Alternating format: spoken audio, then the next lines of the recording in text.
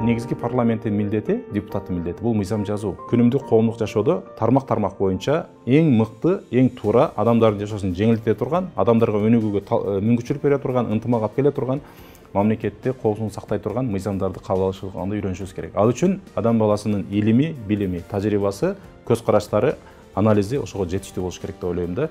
Депутат деген бул көпүрө сала турган, депутат деген бул жөн эле арык чыгарып, суу чыгарып кое турган адам эмес да. Бул керек ошол премьер-министрди шайлай турган, премьер-министрге өзүнүн баасын бере турган, өкмөт мүчөлөрүнө өзүнүн сунушун айта турган, алардын отчетун кабыл ала турган деңгээлдеги адам болуш керек деп ойлойм.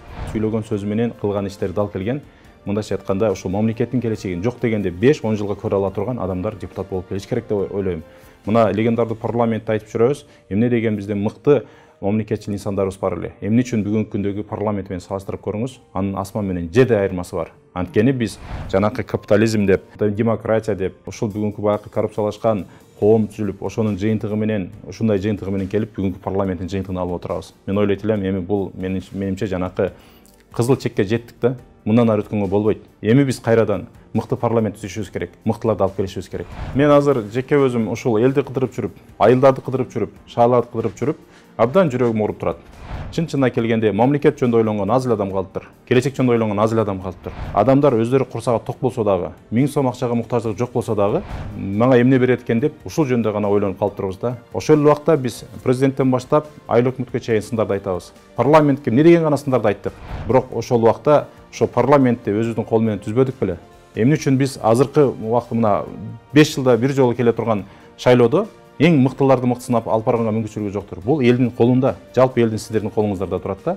Ошондуктан келиңиздер, эми чындап биз жакшы парламент көргүбүз келсе, анда биз мыктыларды мыктысына шайлайлы. Тууганыбызга карабай, уруусуна карабай, акчасына карабай, капчыгына карабай туруп шайлап берели.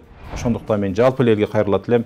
Келиңиздер, өзүбүздүн жарандык позициябызды айтып, милдетибизди так аткарып, татыктуулардан добуш бергенди үйрөнөлү. Тилекке каршы Кыргызстан боюнча система кайсыл жерге барбаңыз окшош. Акча менен гана чечип алам деген маселе. Эгер кайсыл гана партия болбосун, акча менен маселесин, элдин голосун алып кетсе, элдин добушун алса, эртеңки күндө кантип ошол элге кызмат кылат ал?